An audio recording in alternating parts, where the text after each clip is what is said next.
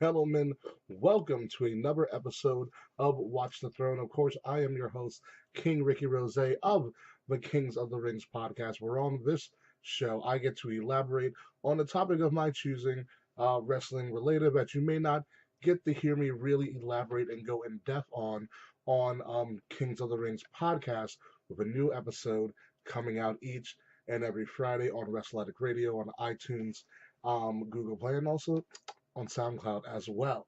Now, we just had a very well received pay per view that just happened this past week that it so happened to be at.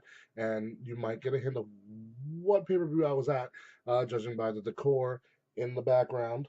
As well as some goggles on my face, but I went to Evolution, probably media wise the most well received pay per view that just so happened to feature all women on the show. It was a fantastic show. I had a great time. The tailgate was great. Meeting up with the Ann family and the Wrestling Radio family. Brunch, new fans, old fans, everything in between. Half of the members of the Valkyrie actually fucking showed up, which is amazing. Because you can never get them all in the same place at once, which is kind of weird.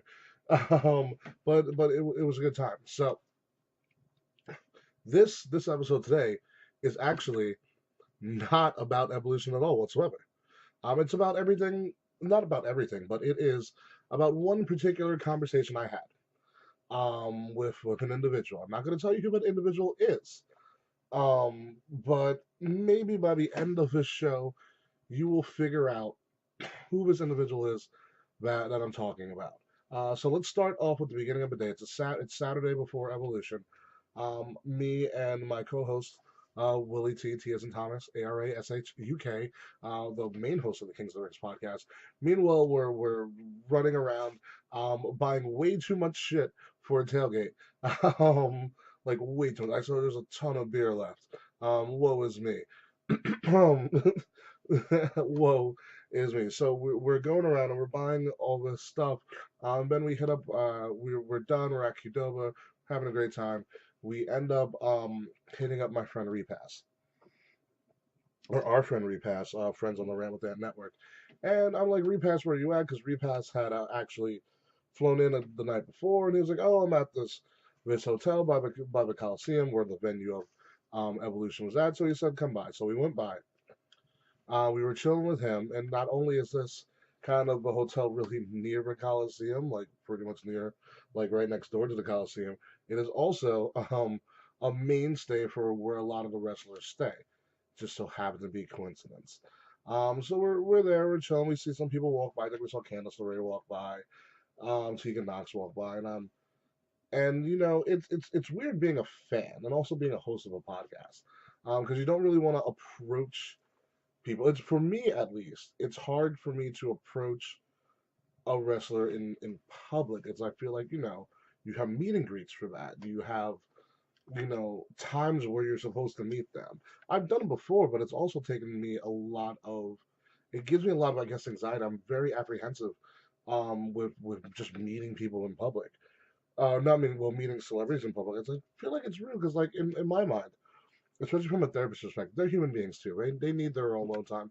We need their private time. They don't need to be bombarded by people all the time. And I have a friend or one friend in particular where she's like, "Stop being a pusher. Just go up and say hi." Blah blah blah blah. And so, fact of the matter is, there's a lot of people walking around. A lot of famous people walking around. Paige, I think, showed up. The Riot Squad showed up. The story is not about any of these people at all. We're still in the hotel. We're mulling around. We're by the bar, and I get tipped off. But a very famous individual and probably a future WWE Hall of Famer is at the bar. And this is kind of a big deal for me. He's popular, he's famous, and the person's at the bar by themselves. However, the bar's pretty crowded, so I'm chilling, relaxing with my friends, getting a couple of drinks or two, yada yada. And for some reason, in my head, I just said, you know what, I got to go up and talk to this guy. I don't know how I'm going to do it, I don't know what I'm going to do, but I'm going to go up and talk to this individual. So finally, the bar clears out a little bit. There was also a wedding going on at the same time, and there's a seat right next to him, right smack dab next to him. And I have a seat, order another drink. already had a tab. It was fantastic. And I don't talk to him at all. Not one bit. I don't talk to him at all. And I'm just waiting and I'm drinking, waiting and I'm drinking, and I notice via his cell phone that he was checking the score of the Florida Gators versus the Georgia Bulldogs, a college football game. I just so happen to be a Florida fan. And this is something that I feel like I can bond and talk with people with. College football fans are sometimes a little bit overzealous, but they're pretty cool too. And so I was like, oh, you're looking for a Florida Georgia game, and I just so happened to be watching the same game, on a different part of the bar. So tipped him off to where it was at, and we got to talking not about wrestling.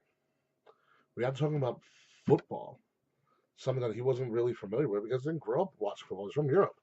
Um, and we're talking about football and different sports that he grew up with and sports that I grew up with. I mean, I grew up with football. My dad's a football coach. We ended up talking about life. He actually where I was from, what I do. Talking. We talked about where he was from, what he does. Obviously, he's a person of great stature in the wrestling community and currently is employed by WWE. Um, but this man didn't start out in WWE. This man is a world renowned figure. But I just so happen to have abandoned all of my friends, Will included, in repassing, abandoned all my friends, and sat down for almost 2 hours to discuss not about wrestling primarily, but just about life in general and different things. I told him, my studies in psychology and therapy and mental health, and he talks about how he's learned how to really gauge the mental health of some of the people that he works with, especially the women. Um, and this isn't even like a gender bias thing, but especially with the women and how he has to learn how to kind of be sensitive to some people, but be really hard on other people and figure out what gets them going. And there's a whole psychology and stuff to it. I think it was maybe not until an hour in or so that we actually started about talking about wrestling and how I talked about how I grew up kind of like a wrestling fan. And I mean, I don't think he, I think he figured it out. I mean, I was wearing a bright blue Daniel Bryan Yes t-shirt, and here I am talking to this man, trying to be like, oh, I'm not a mark, but I'm blatantly, kind of marking out. But I'm playing it cool because I think it was more so that I approached him in such a respectful manner. Like I said, we didn't really talk about wrestling. We talked about everything else under the sun. We created a bond. I opened up to him. He opened up to me. He talked about, what his kids are doing, the lessons he's learned on the road and in life, and what he enjoys about the business now, and what he enjoyed about the business way back when. This man uh, has so much knowledge, and I felt like I learned so much in such a short amount of time. And to the point where I felt like I wanted to, I was like, let me buy you around. Dude, you've been so generous. He's been sitting by himself for hours. People have walked by. Jamie Noble was there, came up and talked to him. Mia Yim walked by as well. A couple of other people. We showed me a thing of him and like Styles and Scott Armstrong and everything. But the most humbling thing he did, I offered to buy him a drink, and he was like, "No, don't worry about it. I got you."